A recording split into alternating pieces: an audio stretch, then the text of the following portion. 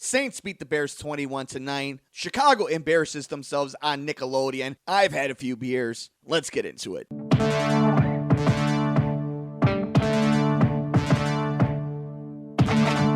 Welcome to Sports from the Couch. I gotta say, it's the stupidest thing in sports. With your host, Mike Mercado. Players cannot stand him. Coaches cannot stand him.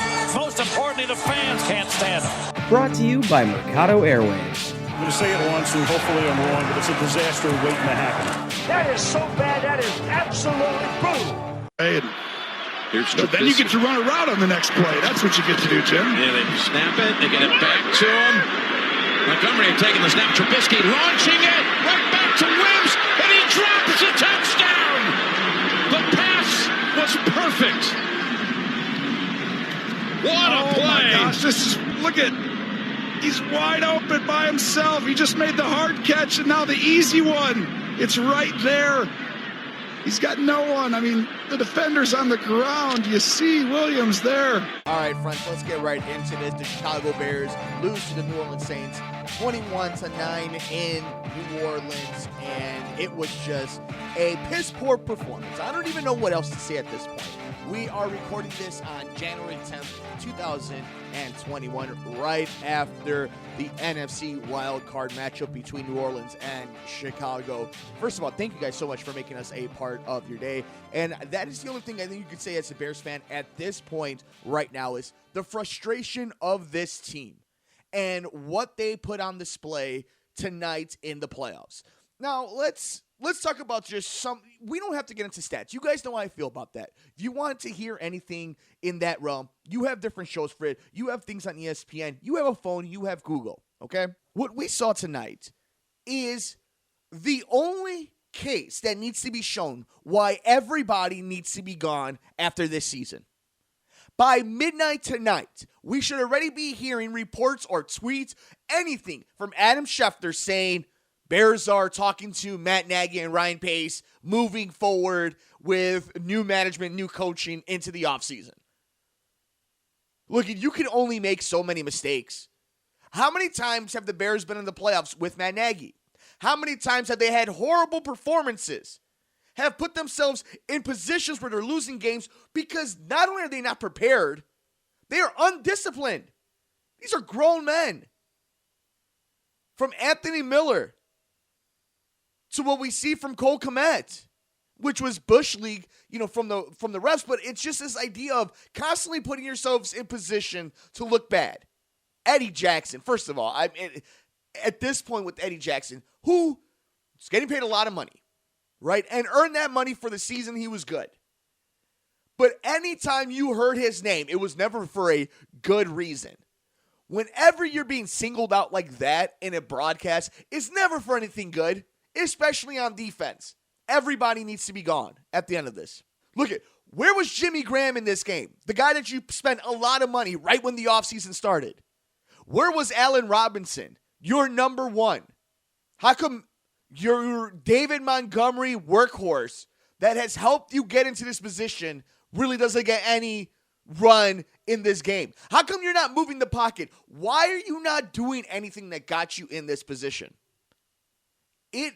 For a team that literally has everything to lose, walked around as if this is a team that's won 6 Super Bowls in 10 years. Again, acting like they won that game against Philadelphia with a double doink. We could talk about the Wims play all day. I mean, look, this is the same dude who probably shouldn't have been in the roster after what happened against this Saints team. Taking a bunch of sucker punches. You could not drop that ball in this game with your quarterback. Mitchell Trubisky needs every ounce of help and energy that this special team, these special core, these guys that walk out there with all this swag, they need to perform. They need to pick up their guy. They didn't. And not only didn't they pick him up, that play cost them the game. In the first half, in the first quarter, the game was over. That is judgment enough for everybody to be gone. The coaching staff never catered the offense for these guys, for these specialty players, for Mitch Trubisky, for this offensive line. They never made things right. The GM needs to go. From giving Nick Foles money, from giving Mike Glennon money, from passing on Deshaun Watson and Patrick Mahomes, for putting every bit of draft capital and money on the defense that lets you down. And not even necessarily this game. They just broke in this game. You can only keep New Orleans in check so long. But time after time again, this defense broke you, cost you games. He's got to go. And Mitch has got to go. I don't want to see one-year contracts. I don't want to see franchise tags. I don't want to see, we got him on a good deal. He's got to go. He seems like a good enough dude. I hope he gets an opportunity somewhere else. I hope that he does develop into a good quarterback, that he does do something somewhere else. But he and everything that is a resemblance of whatever Matt Nagy and Ryan Pace had planned out needs to go. Chuck Pagano needs to be gone by 7:30 Chicago time. It was downright embarrassing. And even all you diehard super fans that love this Bears team and can find a bunch of different reasons and excuses, there's none. There's none. There's not a bright spot. There's not something to look forward to. You know, when a team has a draft pick, right, when they're like trying to rebuild, most fan bases have this excitement to them, right? Why? Because they might hit on somebody good. This might be the one. They might have just found their future. Do you feel that way with Ryan Pace making another draft pick for your team? Do you think at this point, when 2021 season rolls around, that Matt Nagy is going to develop somebody? Since this regime has been together, who has become a superstar on this team? Who have they developed? Other than the superstar they traded the house for and the wide receiver they brought in, nobody within has developed. And the little glimpses we've gotten of David Montgomery, they sure as hell have done everything they can in this coaching staff to snuff that away. It has been a total failure from top to bottom in this organization. There needs to be drastic change. Now, I'm not going to sit here and talk about ownership and talk about the family members and the executives. You can't. Because you know nothing's going to change there. Why would it? Everything's a profit. Everything is good. This is garbage. What happened?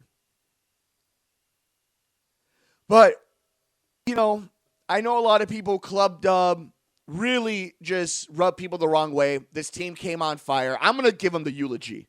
And we'll definitely do more of that probably tomorrow on Monday's edition of the show. This is definitely just a reaction to what happened right away after this playoff game. Some other thoughts I wanted to get into. The club dub thing, I'm thinking this team just comes out of nowhere, wins 12 games, gets bounced out of the double doink, and finishes 8-8, 7-9 last year, whatever the case may be. This year, 8-8, get into the playoffs because of COVID, an extra playoff spot, embarrasses themselves, a random touchdown with no time left to Jimmy Graham from the score being 3 to 31 to 9 and to 9 to 21, such a Bears thing for them to basically do the backdoor cover of 10.5. Garbage. So they have this swag. This defense walks around, does a lot of talking. That's the one thing. You can talk. You can have swag. I love it in other sports, right? We love it in all sports. But you got to deliver. And this defense, these guys Constantly the talking, the tweeting. Nobody believes in us. This, and that. And they're getting dumb penalties. They're doing dumb things. They're playing like crap. And this is supposed to be an elite defense. It's not. I don't even think it's a good defense. I think a lot of it is this New Orleans team isn't as good as people think this New Orleans team is. At least as good as they were hoping they would be. Some other stuff from the game. Look, the NFL is hyped. The referees in this game are horrible. And I don't blame referees. Again, I know a lot of super fans like to, the refs are costing them this and they're one-sided. Look, it was a bad day for the Zebras in this game. It just was. And it doesn't help where we know now that the NFL is getting the super game of the week they wanted with the New Orleans Saints versus the Tampa Bay Buccaneers, Drew Brees, Tom Brady. It's perfect for them. So, yeah, it's easy to say the NFL is getting what they want. They are. But it's also the Bears versus Packers doesn't do anything for anybody. Did you want to see that game? Look at what we just saw. This is the point. It was fool's gold. They gave you a turd and told you it was a pudding. I'm angry that I'm angry that Nickelodeon and the kids had to watch this. And, shout out to Nickelodeon for being friendly and being, a really awesome entrance point and like a comfy place for people and kids to introduce themselves to the NFL and to football. And it was fun, so I hope they do more of that. I would love to see more of that around other sports too. Baseball, basketball, WNBA. I think that would be really, really cool. At this point, right now, as we're heading into the last game of Super Wildcard Weekend, there's a lot of disappointment, frustration going on with this Bears team. And I posted this all over social media. And, it's half and just, but simply for embarrassing themselves the way they did on Nickelodeon, everyone needs to hire. Seriously, Mitch, Nagy, Pace have to go. You have to trade and recut players on defense for cents on the dollar, which Eddie Jackson, Kyle Fuller, Akeem Hicks, Khalil Mack. You're not going to get anything for them, any value for them like you're seeing with the Cubs. Not getting any value for anybody. You're not. They're on the back end, the downside of their age and their windows, and you're not going to get any value back for them. But you have to do it. You have to burn the whole thing down. You invested every dollar and draft capital on defense. Gave money to Glennon and Foles while passing on Patrick Mahomes and Deshaun Watson. The ultimate sin. Something that nobody should forgive you for in terms of football and your job security. You didn't pay Allen Robinson. Didn't negotiate with him. So what was the plan moving forward? What was the grand scheme if you somehow kept your job to help out this below average quarterback who you never created your offense to cater to your garbage QB? Again, no offense to Mitch Trubisky. Probably have a career 10 years in the NFL as a backup and or starter throughout it because we know how the NFL is. And it also took way too long to get your running back in the game plan. Trash. #Bears. That's the regime. That has been the 3 years of this organization, of this team, of one of the charter franchises of the biggest sporting league in North America. One of the most devoted fan bases in one of the most largest markets in the world. And this is what you get. They played 6 playoff teams or teams above 500, and they lost against all of them, except for Tampa Bay of all of them. Go figure, right? Simply put, they couldn't hang. This team couldn't hang. They didn't have the pieces. It was all for nothing. This organization tricked people. I keep saying it. It was fool's gold. And everybody fell for it. This new offense that was going to change everything between Doug Peterson and Matt Nagy. The new Sean McVays. And we're seeing screens on 3rd and 10. Little pinch and dumps and releases, right? Just look at the play calling. It was all bad. So now the question is, what happens moving forward? Where do we go?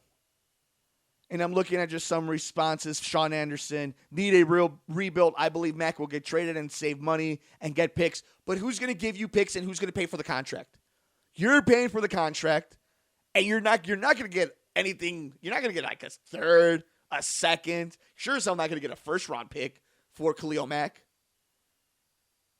So where are you at that point? You're just trading him because you're just trying to make room for other guys to develop or to have room a few years down the road.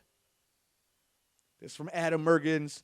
The offensive guru tag should be taken very seriously going forward.